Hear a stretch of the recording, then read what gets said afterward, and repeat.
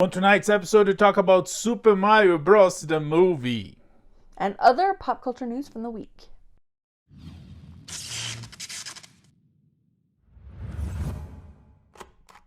So today we had a very special movie outing to see Super Mario Bros. The movie. Special because we took the two youngest members of Team Retina with us and they loved it. Yeah. The best measurement probably for this type of movie, animation, comedy, for kids, and they loved it. They couldn't stop watching it. They couldn't. Yeah.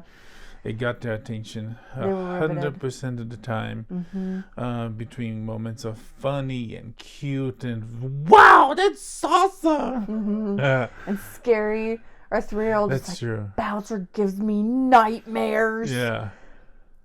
He doesn't actually give her nightmares. She says that about anything that's like any character that's like scary, any of the bad guys. Says the woman who's scared of Scooby-Doo.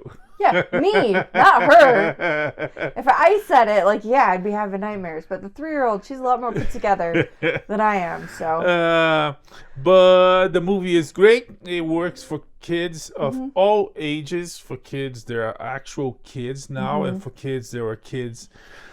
When Mario came to be on Nintendo 8-bit, many years ago when I was a kid, and the movie starts with the Nintendo logo with the original Mario and Luigi. And it's fun. Yeah, it's really fun. It's packed with Easter eggs and references and nods to the game, like gameplay. All the Nintendo games. Keep your eyes open for Punch Out, Duck Hunt, Kid Icarus, and of course, in the plot, there's some other famous characters from Nintendo that become part of the Super Mario game. Even as they're just running around Brooklyn, the set design, I guess, like the background, for lack of a better word, the set design, it's just packed with all these references to the game, even in the real world. They managed to do nods to the original voices, which of course are very different. Like original Mario versus Chris Pratt is super different. The first by original, the first Mario voiced, which didn't happen until I think it was Nintendo 64. When Nintendo gave Mario a voice, he would like run and yoo-hoo, it's me, Mario. Before Nintendo 8-bit, it was mid type of sound. MIDI. There was no voices. But Charles Martineau. That sounds right. Yeah, he voices Mario since then, and he voiced the father of Mario, Papa Mario, if you may. They eat a pasta dish that looks so good. With mushrooms. Yeah. That was a funny thing. Mario doesn't like mushrooms. He's like, oh. No, I thought it was great. Jack Black, of course, knocked it out of the park. Oh yeah. As Bowser, they let him do a song. Which just, if Jack Black's going to be involved in something, you really just need to let him do what he wants to do because it's going to be fantastic. And that paid off here. Yeah, no, it's really great. The cast is terrific.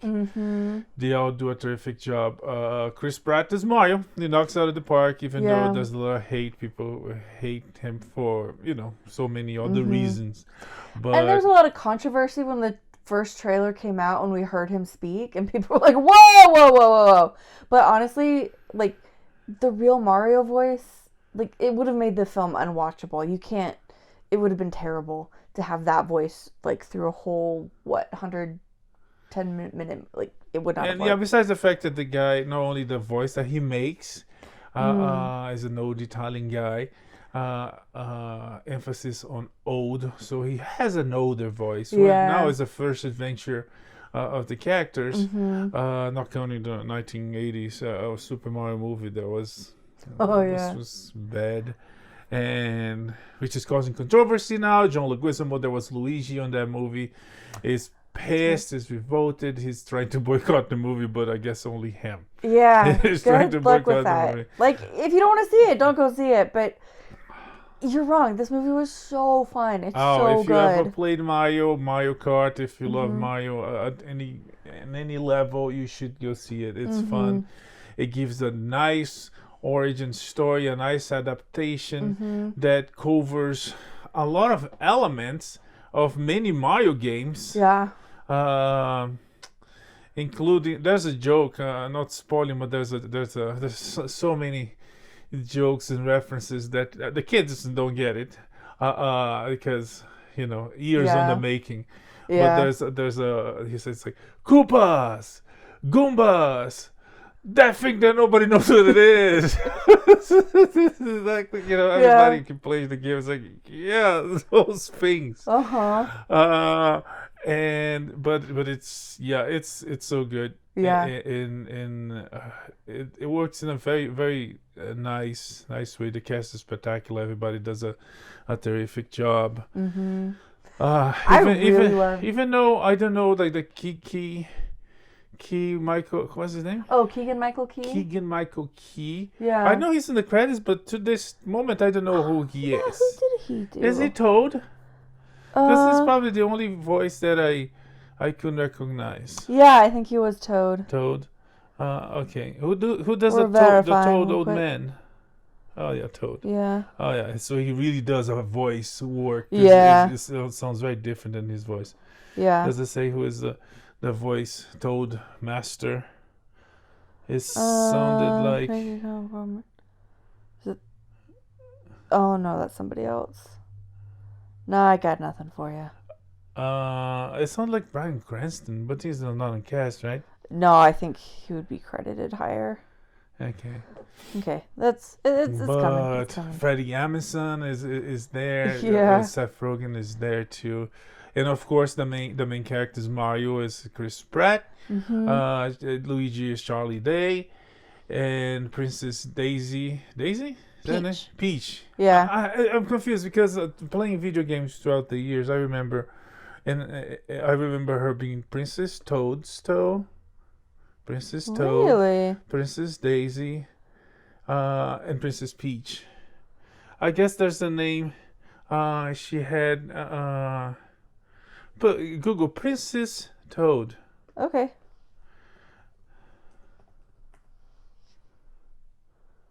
See? Oh, interesting. Yeah. Princess Daisy. Oh, she was red hair at some moments. There's this whole thing. I don't know if they're the same. Maybe they're not the same, right? Is it a fictional character? No, they have Princess Peach as an alias for her. Ah, okay. So they interesting. Yeah. I think Princess Daisy is somebody different. Yeah. Well, she has different colored hair. Is this a different No, one? yeah, it's different. It's a different one. So yeah, I remember the so it's always confused for me because growing up in Brazil, the video games we always had versions of games that would come from America, from the United States, and versions that would come from Japan. And some of the games would have different names, different characters if they came from Japan and if they came from America. And I don't know if that's the case, but there's always this thing. Be. Princess Peach was Anya Taylor-Joy. Yeah. Bowser, of course, was Jack Black. Keegan-Michael Key. Michael Key. Yeah. It was Toad. Fred Emerson was, I'm not going to say it. And also, what's his bucket? Seth Rogen, you're going to have to watch it to see it. But it's good. The Italian guy, Maniscalco. Yes. He's a spy. Sebastian Maniscalco. He's a comedian. He's funny. He's on that movie. We saw him on the trailer with De Niro. The movie Father and Son. Right. Yeah. Yeah, he's a funny guy. Oh, okay. Yeah, so he was Spike. Nice. And of course, you also mentioned Charles Martinet as Mario's father. Among all this, but it's full of references. It's very colorful and beautiful. Yeah. It's the soundtrack is. The soundtrack was so good. Cool. Yeah. Yeah, lots of just great songs that fit really well, like a lot of good classic rock, but also the orchestration of all the Mario themes. It was so good. It was so fun to listen to, especially since that Mario music started out as MIDI, which is just like a single tone. And then, so the evolution from that single tone to like a full orchestra, my music nerd side was very, very happy. And I'm really hoping they release that soundtrack soon because I would love to listen to it more. Yeah. No, it's so cool. It was beautiful, especially the moment that Bowser sing. And one thing that I thought it was cool, they flip things a little bit. In the beginning, I was like, I don't like it, but it kind of worked at the end because the whole Mario saves the princess, is But at the end, it worked. It worked really nicely. But one of the things that I like for this origins, for this first installment on the Mario universe, hopefully they will make many more, is the motivations for Bowser to kidnap Princess Peach, which in the original game is like, he just kidnap her. There's no a lot of story. You're just gonna go rescue her, and they gave a more complex explanation on why, and of course it works just fine because Jack Black, because it was fun and funny. At the same time, that was scary, but what else? He did great. I really loved the relationship between Mario and Luigi, and that's something that you pointed out to our girls afterwards. Like, it's such a great portrayal of sibling relationships and how siblings can, protect each other, care for each other, support each other. Like, it was really positive and really lovely, and I think something that made it even more kid appropriate. Like, it's not just fun and entertaining for kids, it's like good themes for kids to be seeing and thinking about and absorbing, and it was just nice to see. Positive family relationships. That and wholesome AF. And the fact that it's the journey of the hero, is the underdog. There's a development that he goes through. He learns from everybody that he meets, and he grows to the point that he becomes Super Mario. Even though he was always learning and fighting when he was on Earth, he was always trying to do the best for himself and for his family. But it's nice to see that the journey of the hero, to see kids seeing that if you try hard and try and keep trying, you learn, you're gonna get to places, you're gonna achieve victory even if it looks impossible, and it's that's a message of the film, of course, with family.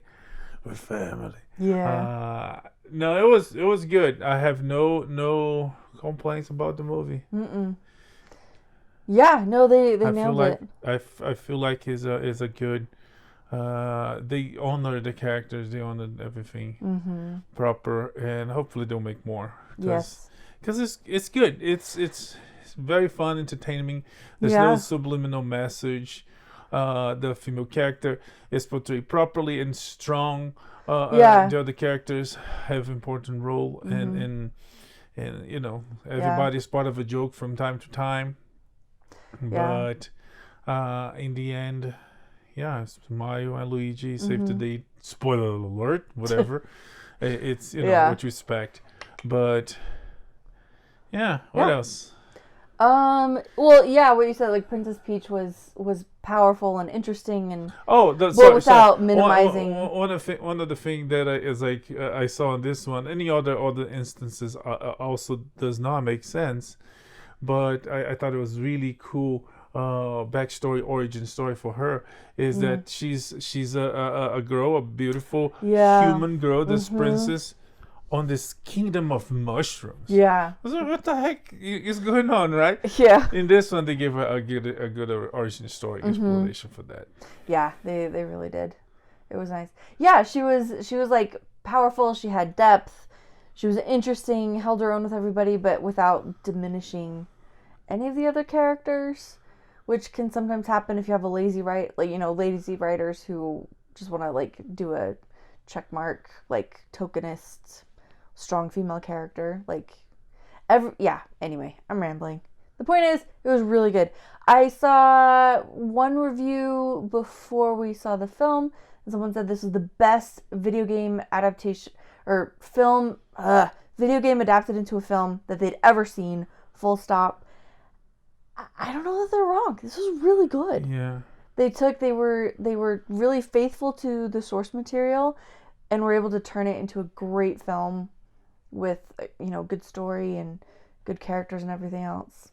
Yeah, they really knocked it out of the park. It's definitely a very, very good one. Mm-hmm. I have no complaints. Mm-mm. It's you should go see it. Super Mario Bros. The movie, Illumination Pictures. It's out there in the theaters everywhere. It's spring break, so go with your fam, go with your friends. Yeah. With your Koopas and Goombas and whatever they call Toads and the other Yoshis ones. and And just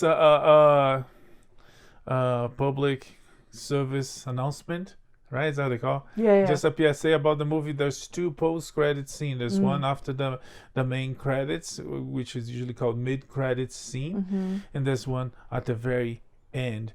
They both are really good and worth seeing, especially especially the very last one teases more, which hopefully we'll get. Yeah, I would not be mad about that. All right, this is not the only OG Nintendo property getting a movie right now. Oh, that's right. Yeah. Against all odds. Well, let me back that up. This is from Apple, right? Yes, Apple TV Plus. Apple TV Plus put out a movie called Tetris, and it's about Tetris, and it was like so intense and so good. Even though it sounds like, how could you make a movie out of Tetris? Well, you can, and it was fantastic. Yes, really good. With what's his bucket? Taron Egerton. His intensity helps the movie. It's like he does the movie. He makes the movie. But the movie is super well written, super well produced, super well edited. The cast is terrific overall. But he's the star of the movie. It's like 95% of the movie, it's him doing things. Every other character is basically secondary, and his intensity helps the movie. He shines and helps the movie shine. And it's a very interesting story, which. And like on paper, it shouldn't be. It's a movie about Tetris, about bureaucracy, about intellectual property, about like production rights. Like, these are not terribly interesting things, but the movie is like really gripping. Yeah. Okay, but for that, a man with a dream to take care of his family, take care of a legacy. But he doesn't talk about legacy. It's basically immediately taking care of his family. Yeah. But at the end of the movie, you're gonna understand why I'm talking about legacy. And he fight against the most Soviet dangerous Russia of the enemies. Communists, and all corrupt communists. Any modern day liberal democrat communist. Those are a joke. I'm talking about the OG Soviet communists, Gulag, Siberia, and causing famine in Ukraine, people disappearing. He goes there. And I mean, it's dangerous, dark. We talked about Mr. Jones last week, and in this one, he struggles through. And it's the OG communist, but in decadence. Not decadence. That means something good in English. It does. In like decay. In decay, but still, and it's all about Tetris.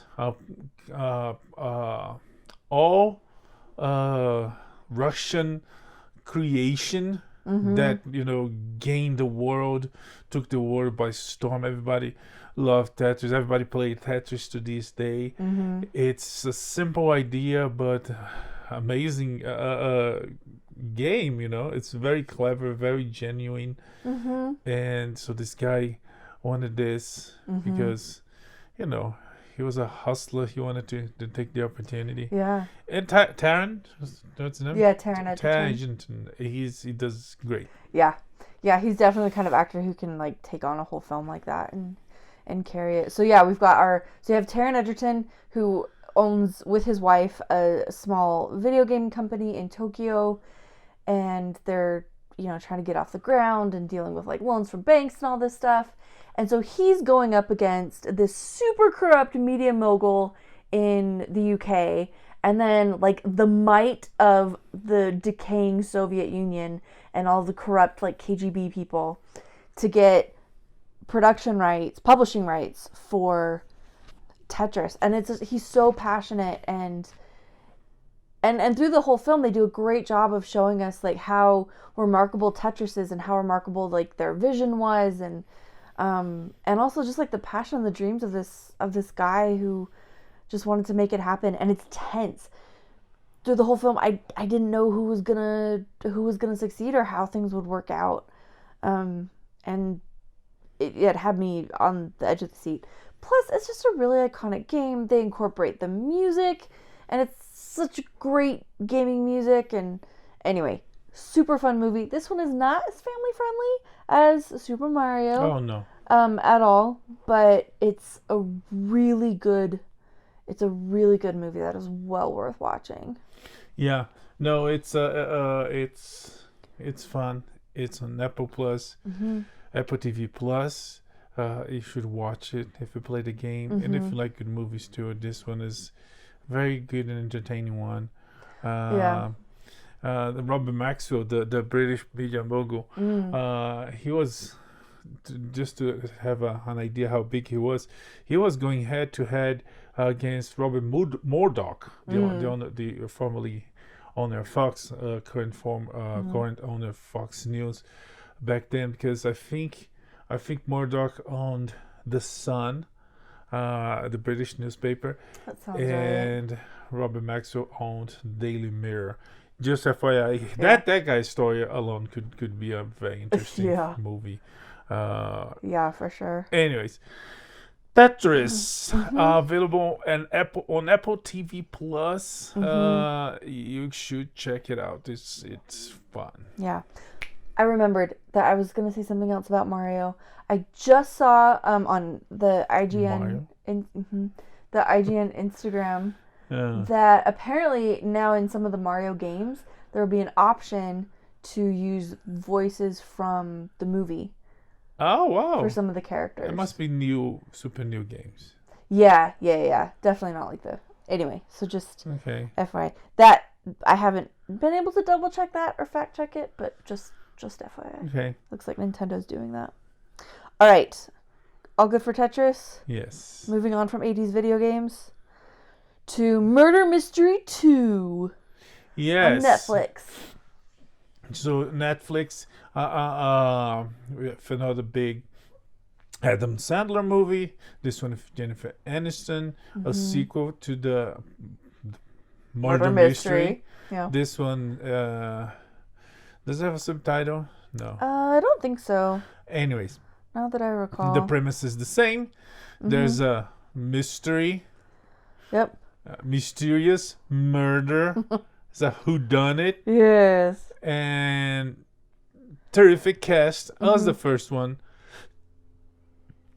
Yeah. And it's funny. It's creative. It's two powerhouses. You have Jenifer Aniston, that was always funny, even when she wasn't funny in Friends. Not saying anything bad about Friends. It's just her character is kind of annoying. In the end, they all wear. They're all like, even like Chandler, there was, the funny guy. He would do like stupid things. It was like, what? Like Janice, again and again and again and again. Why? Anyways, which is a funny thing about sitcoms and TV shows. They are very flawed people. Some are way flaweder than others, and that's why the finale of Seinfeld that a lot of people hated, and there was that the whole thing, and they all went to jail because they're terrible people, and it's sitcoms, they're all terrible people, and it comes at the end, they're all nice, and everybody cries, they get amused. It's like, oh, come on. Anyways, at least Seinfeld's like send them all to jail. That's why I still enjoy Seinfeld, and Friends like bugs me so much, because like in Friends they're terrible people, but like they try to make us think they're really good people. Yes. And in Seinfeld they're like, nope, they're all terrible. Yeah. This is not aspirational. Uh-huh. And anyway. Yeah, even though I guess it's the quality of writing, Larry David writes some of that stuff because it's him, it's like I don't care. So disturbing. It's like and he's entitled to whatever. It's like, I don't want to get it like there's an episode of Seinfeld like the kiss in the cheek, everybody's giving kisses. That's right. Like, no, I don't want to be kissed. Yeah. I don't want my friends and stuff like that. Anyways. Yeah. Back to Murder Mystery, Mrs. Jenifer Aniston, former Mrs. Pitt, whatever. Anyways, she got a big relationship after that, and she's done too. But anyways, Murder Mystery. It's like the least interesting thing it's great. Yeah, it was a solid sequel. Everything I liked about the first one was like stayed true throughout this one, through the sequel. It's a tried and true formula where like bunch of wealthy people are invited to a party and everything goes wrong and someone dies and everyone's a suspect, and it's like it's good, it's fun, it's interesting. A lot of this is taking place around like extremely wealthy people, so there is this kind of escapist quality to it, this sort of fantasy quality to it, and Adam Sandler is like he's really good at what he does, but for me personally, sometimes he's a bit much. He's a little annoying. But when you put him with Jenifer Aniston, like I feel like she as an actor is like equal to him and stands up to him in a way or stands up with him. I don't know. It's just a dynamic that is really successful. So these two movies might be my favorite Adam Sandler movies. What? But he always picks the best. Drew Barrymore. He made 2 movies with Drew Barrymore. He did, and they're good. Winona Ryder. He like always picks a great talent to work with him. He does, but they're not always like comedians with him. What's his Jenifer Aniston is a comedian with him, and so their dynamic it's hilarious, and I love their dynamic. She's a comedian? What do you mean? I mean, she's funny with him. Well, but Drew Barrymore was hilarious. She's funny with him. I feel like quite often his leading ladies are like down here and just kind of following along with him, or just like letting him do his thing. But Jenifer Aniston's like right there with him. Yeah, I mean, because they're married. It's the role. It could be that, but like he ends up married with these other, even in I don't know. I just think it's a really successful matchup. The dynamic we saw between them, there were some great videos released of like their red carpet where she starts yelling at him because he's wearing a sweatshirt to the premiere. Because he always does. But like that dynamic, it's on screen too, and it's just, they're a great pair. Is what I'm saying. I'm saying it's really good. It's good. I'm not questioning. I'm just saying that he's been doing this for years. Yeah, and not always as successful as this. Even on Waterboy. What are you talking about? Not successful as this. I mean, the relationships. Like, this relationship, I believe. The other relationships, like, no. This was written. I don't buy it. Blended with Drew Barrymore. The Wedding Singer with Drew Barrymore. I actually did 3 with Drew Barrymore. Maybe Wedding Singer. Wedding Singer on 50 First Dates. Pushing it. I don't always buy their chemistry. Yeah. Maybe that's what it is. I don't always buy the chemistry. These two would not end up together. But like him and Jenifer Aniston, their connection, their chemistry, whatever. He did another movie. He did another movie for her. You don't even remember. With Jenifer Aniston? Yeah. Oh, I didn't. There you go. I rest my case. No, anyways, what was it? Yeah, it's called Get Up. No, not Get Up. Go with it. Okay. Yeah. Oh, the other one. What was that basketball one? Basketball? With Queen Latifah. Hustle. That one I like. So maybe it's just old Adam Sandler that I like. Just go with it. There you go. Oh, yeah. Jeez, I don't remember this one. There you go. I'm talking about. Anyways, the movie is funny. The movie is great. They both terrific on it. And you should see it. And if you don't see it, don't worry. A lot of people are seeing it. Netflix numbers this week. The movie is on the top. So is Tetris. Tetris is coming really close. So there's still really good options to see on streaming. If you have Apple, Tetris. If you have Netflix, Murder Mystery 2. And hopefully they'll make more, because Netflix is Adam Sandler's house. And good for him, good for them, good for us, because everything they make in there is funny as entertainment. The Halloween one, the basketball one, this one, it's, he had the chance to do drama, to do comedy, which is his strength, and it's good for everybody. Yeah, it really is. Okay, there's a series we've been watching that is really just we watched. Oh, we watched. That was a season. Dang it! I was hoping that wasn't the finale. Yeah, no, it was. You can tell how much I pay attention. Yeah. So this is Unstable, starring Rob Lowe and his son John Lowe. Mr. Lowe. John Lowe. And where is it? It's Netflix. Okay. But you should check on IMDb. We should show anyways. The show is produced, created, written by Rob Lowe, by his son John Lowe, and some other guy. But it's its own creation. Victor Fresco is Victor the Fresco. other guy. Oh, he must like soda. Fresco. Anyways, the show is funny. I had, it was under my radar. I mean, not really. The show premiered last week. Yeah. But I wasn't waiting. We were like anticipating. Yeah, we were not waiting and expecting. But I saw an interview of John Lowe, right? Yeah, the son. Yeah. And he was saying that a lot of the dynamics of the show between him and his character father is the same with him and his father in real life. I was like, okay, this sounds interesting, and it paid off. The show is really fun. It's really good. Hysterical.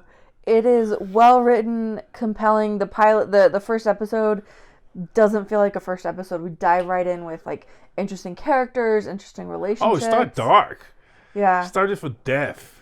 Well, yeah, but I mean, it's good. It like hits the ground running and doesn't stop. We have like workplace. So we got a couple things working for it: workplace comedy and family comedy. Yeah. Like the family relationships between Rob Lowe and John Lowe. Their characters. The family life gives to you. The family parents. The family you choose to love, to marriage, and the family that you kidnap. Yes. Yes, it's great. It's a good. This is probably my favorite thing I've seen Rob Lowe in since Parks and Rec. Everything else has felt kind of weird. I mean, it's different because in this one he shines. He does. It's his show. He truly does shine. He had his moments because he was one of the many characters in the show. It's true. But like he did a couple other things since then where it wasn't like, I couldn't see past the fact that it was Rob Lowe. It didn't really fit well. But this one, he's spectacular. Yes. Fantastic. And everybody is. So very, very funny. I would say if you enjoy... It's not like exactly like the Sherverse, but it's definitely kind of the Sherverse. That's like The Good Place, Parks and Rec, The Office, all those. Okay. It would fit in. I feel like if you enjoy those kinds of comedies, you would probably enjoy this as well. I feel is more like something HBO, Silicon Valley. Sure. But with slightly more intelligent people, because the guys in Silicon Valley were morons. They were morons. They were super intelligent. In this one, people are intelligent, but they are kind of idiotic a lot of times because they're humans. They don't know. They know what to do on what they do, but they don't know what to do about everything else, about life, about love, romance, about overcoming loss or dealing with family and That's true. Yeah, and we're coming at it from different angles. We have like some different generations, like the Rob Lowe and his peers. and then the son and his peers. We've got executives. We've got kooky tech startup founders. We've got rich trust fund babies. We've got scientists who are brilliant, but maybe not so great with the social skills. It's a really great and varied cast of characters. Yeah. But most of them are really likable. Yeah. So, yeah, it's not like watching Silicon Valley, like, at some point you hate almost everybody. Really? Maybe not hate, but you just want to smack them around a little bit. I don't want to smack any of these people. Anyway, it's very fun. Wholesome, pleasant, hilarious. Unstable, available on Netflix the entire season, and it's funny. It's short and sweet, and you should check it out. Yeah, because I want them to keep going. So let's get those ratings up. Yeah. Okay, you've been reading this week. Yes, I just finished the book Jedi Battle Scars, a book that tells a story that takes place in between Jedi Fallen Order, the video game for PlayStation, and the Jedi Survivor, the sequel for the first game. And this book is awful. Oh, it's no. so bad. Oh, that's not what I expected. I'm so glad I didn't pay for it. I got a free credit to get the book. And so it's like, free? Okay, I'm going to get this book. Yeah. It's between those games. I played the first game. The first game was awesome. Comes the next game. Let's see what happens in between. It's so bad. It's so... That's sad. It goes from poorly written and after reading Timothy Zahn and the Tron trilogy and great Star Wars books, it's not had to set the bar. Disney is doing a crappy job with their new book authors, and this one is definitely the bottom. So it goes from mediocre, poorly written story, terrible plot, to there's some moments there I was like, it's like, why am I listening to this gay woke porn? Jeez. Yeah. Oh, that's rough. I was like, oh, this is supposed to be Star Wars. Yeah. And then I was like, there's some lines that I actually wanted to give it. No, the cat's out of the bag. But I wanted to give it to you. Yeah. It's like, hey, what do you think of this line? And you would like, oh, this is like, and it's like, why are you reading that? Right? It's like, because it started as a Star Wars book, and now is Besides the fact, like, even the gay aside, like, Star Wars isn't about like sexuality. Oh yeah, no. There's some horny. There's content, some horny. Like, even the relationship between like, Han and Leia, like, so it's very courtly. In the alter narrator, it's like there's some moments he says, oh, she's tall and pretty, and her body makes her feel this way, and she's a babe. It was like, what the heck is going on? Interesting. Anyways, Jedi Battle Scars is awful. Don't read it. That's what I'm saying. The game is so good. It's like they gave this person this book to write, and why? It doesn't add up to the story. It actually it's like a comma. I guess you say that in English, right? A comma, something that it happens in between commas, and if you erase, it will not add to the story. And it kind of denies some of the stuff that happened in the first game. So I don't know if they're gonna deal with that on the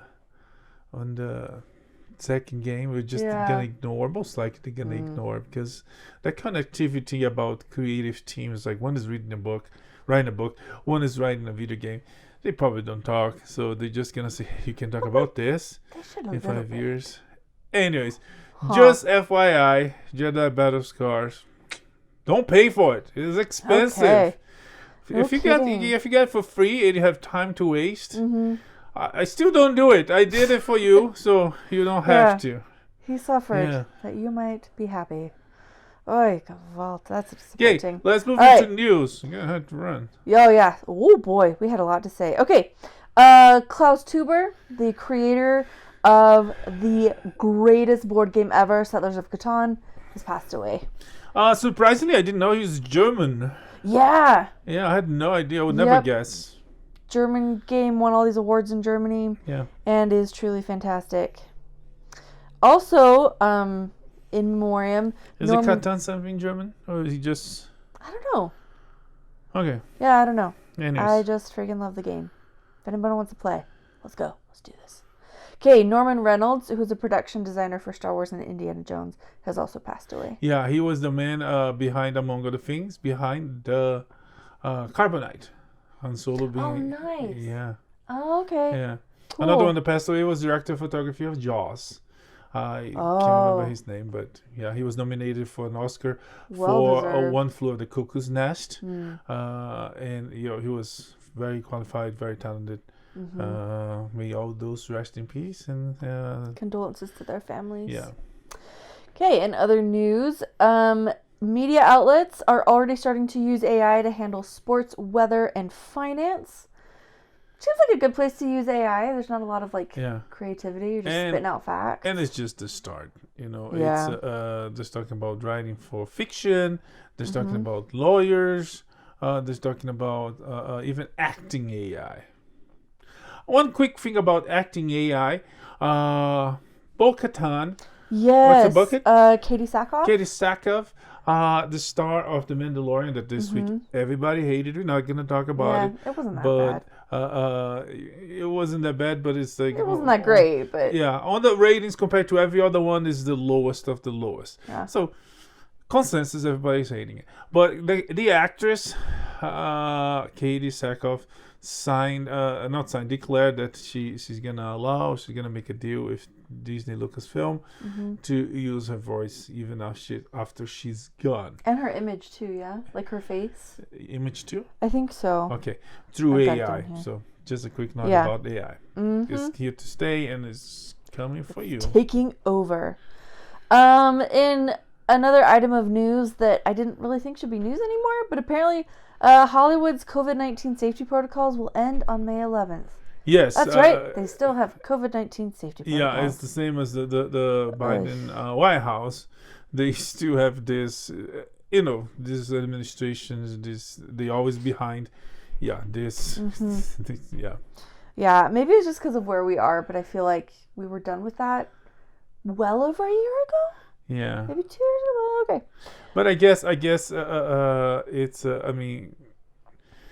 it's it's probably liability. Nobody wants to get sued and have to pay maintenance, even though they created legal contingencies to lie, cheat. Yeah, and I feel like there's so many other doing this whole thing. Yeah. That. Anyways, moving on.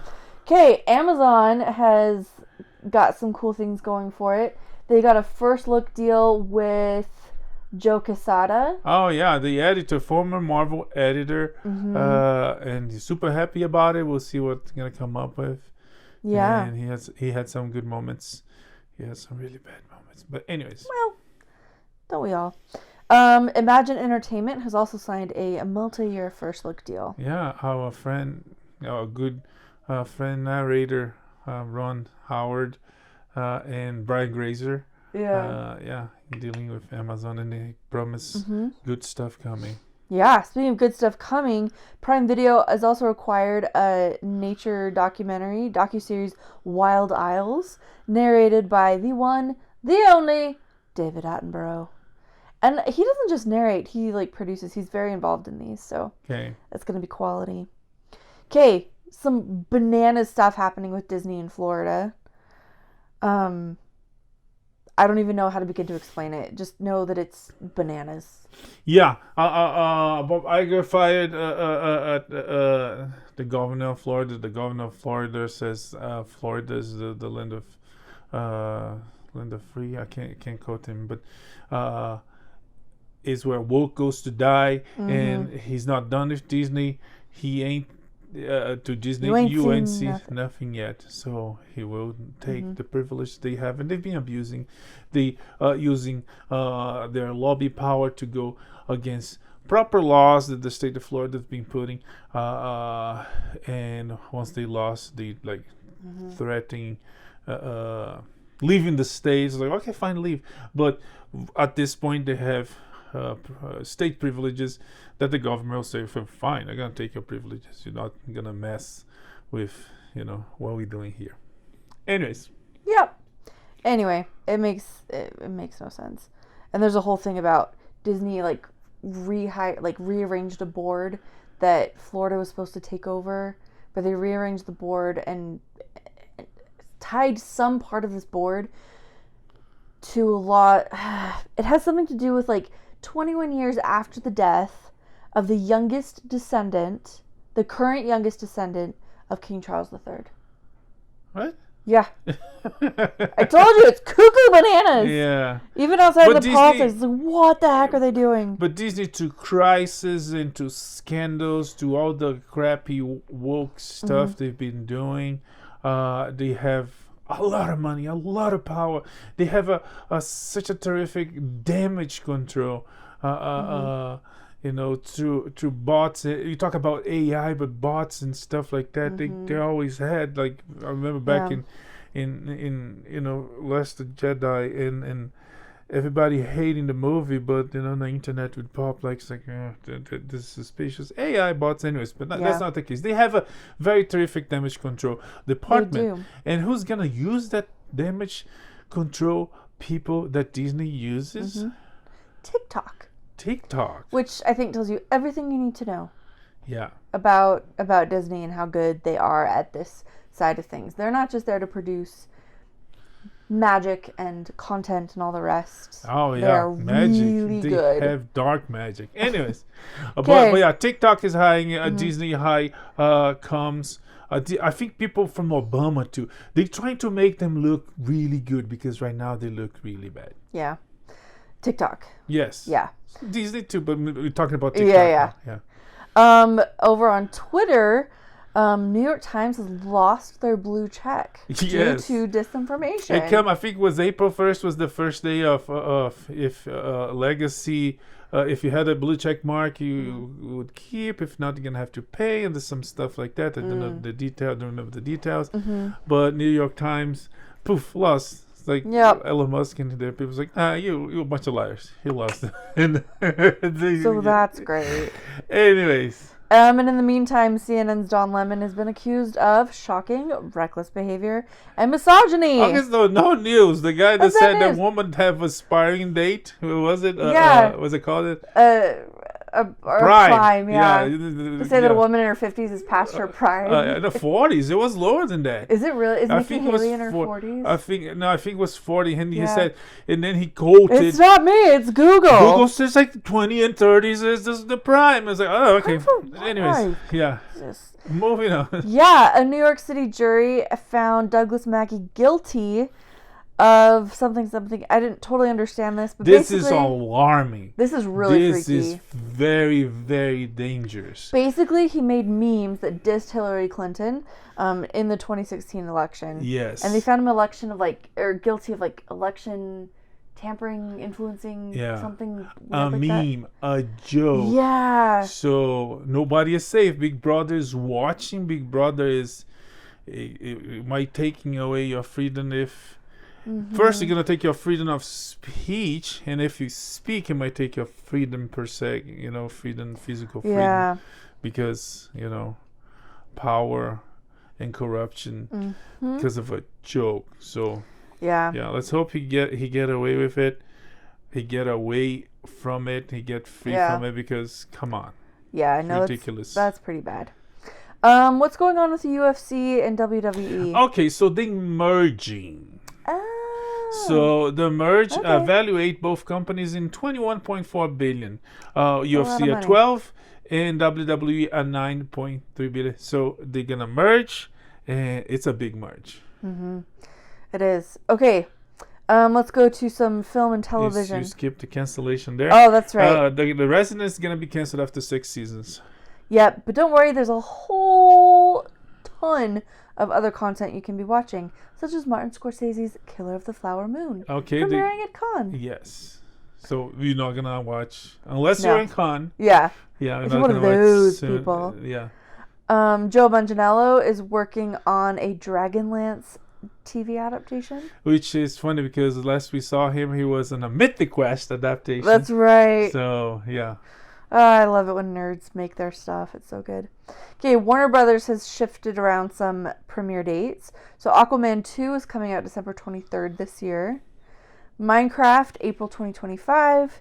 And Wise Guys, this is a Robert De Niro film, February of 2024. Yes. So don't hold your breath. Yeah.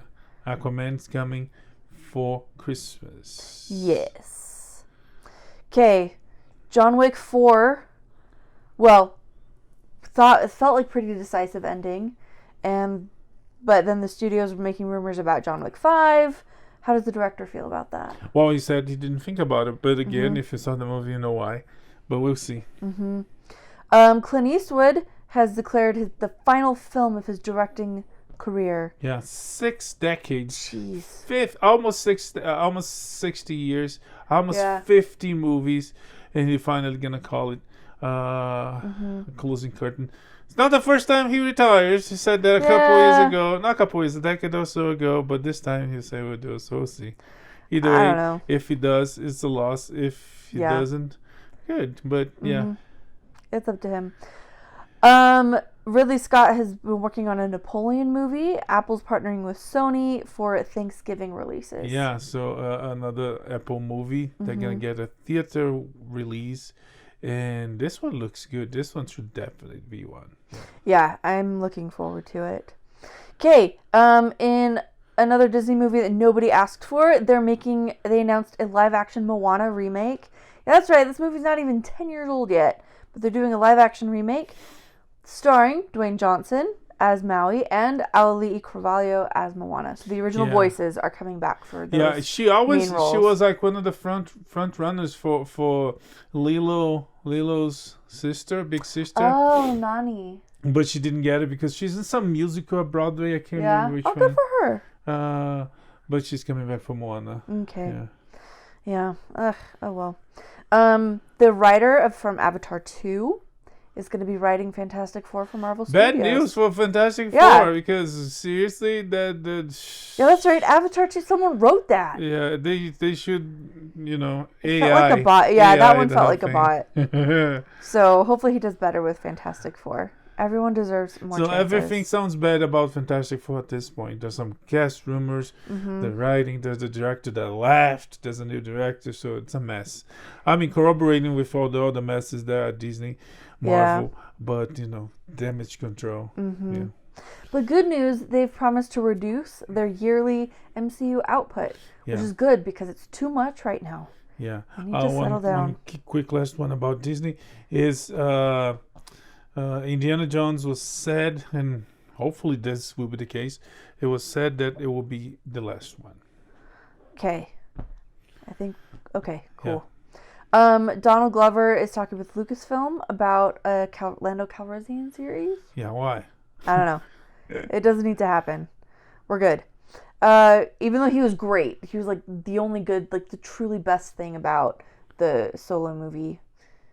I don't know that we need a full series. Yeah, I thought so. It was okay. I mean, granted, it's a low bar, but I thought he did the character justice. Chris Hemsworth is stepping back from acting. Yeah, he found out that he's I didn't put it. Oh, yeah. He's one of those people. He doesn't have it.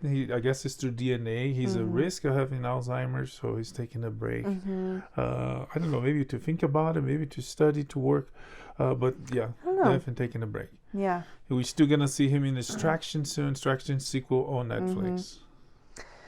Only 37% of viewers finished watching the Rings of Power. On Amazon. And of the people who watched the first episode, only 37% made it through the whole thing. Yeah, they lost more than half, almost 2/3. Yeah. No, 2/3 for sure, right? No, a little less. 30, 60. No, they lost 63. Yeah, 2/3 would be 66. Oh, that's right. Yeah. Almost 2/3, and of the 37% that remained to the end, 99% hated. Most likely, because come on. The most expensive television show in history. Yeah, and there's more. They come with more because they have to try to save the money. They're never gonna get their money back, but whatever. No. Yeah. Anyways. Oh, bless their hearts. J.K. Rowling and HBO Max, though, are maybe going to reboot Harry Potter. Yeah, Harry Potter series. fans, Wizard World rejoice. The Wizard Queen and HBO gonna make Harry Potter series. And HBO has a good history of making content. And they do. Let's see. Yeah, so this is just a fresh amount of anxiety for me as someone who loved the books very much. And anyway. Oh, maybe now since there's a series, they have the time. They do, and like George Martin in Game of Thrones, maybe. Yeah, although in this case, she's actually finished the series, so okay.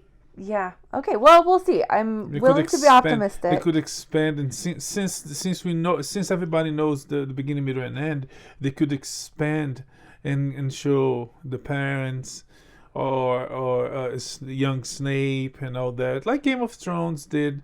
At some point, they showed young Ned Stark and the young Targaryens and stuff like that. Yeah, we'll see. And unlike with the films or with Game of Thrones, we already know where the story is going, and so we know what details are going to be important to hold on to portray everything else. Yeah, which was a problem with the movies.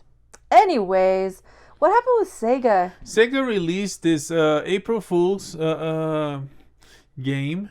And it was downloaded more than 1 million times. It's a big hit, a big success. It's the death of Sonic the Hedgehog. Yeah, and it's not quite a game. It's more like a comic book. It's like a visual game where it's like click and choose and move. Visual book, visual electronic, like an interactive activity book. But it's a huge success. So good for them. Sega won. They won April Fools. Okay, last but not least, really quickly, we saw a couple trailers this week. Wes Anderson's new movie, Asteroid City, has the most aggressively Wes Anderson trailer I've ever seen. There's a lot of people. Huge cast. It's weird. Wes Anderson. If we jarring see it, lighting. we talk about it. Yeah. Okay, Secret Invasion. Several Coppolas there. Secret Invasion. Marvel, based on the comic book series, loosely based. It's not gonna. Come on. Anyways. With Samuel L. Jackson and Lynn Rowe, Olivia Clarke, Emilia Clarke, sorry. Yeah. What's the Olivia, the queen, older queen? Oh, Coleman. Olivia Colman, and many other. Kobe Smulders is about the Skrull invasion of Ben Mendelsohn on Earth, on the Marvel Universe, and you can trust anyone, which... in the books has a scope so big that was like, is this a hero? Is this my wife? Is this a Skrull? In this one, they kind of destroy a little bit of that on Captain Marvel already. So let's see what they can salvage from that. Very little, but yeah, we'll see. We'll see. And then we also finally saw a trailer for Blue Beetle. I think it looks awesome. I'm very excited. Fun. Entertaining, very interesting legacy, new generation character of DC, Latino oriented, so there's a lot of people praising that, and if anything the cast is really good. I mean, not George Lopez, but the not good. I think he's kind of overrated. Okay. But he what's his bucket? Mariduena. I can't remember his name. He's the star of Cobra Kai. Yeah. And he's terrific. He's a great casting actor. choice. He has charisma and he looks great on the show. He's I think it's a really natural fit for this character. And I guess that's it, because we're running out of time. We're so out of time. So but that's it for this week. We come back next week with more. Okay, live long and prosper. May the force be with you. Bye. Bye.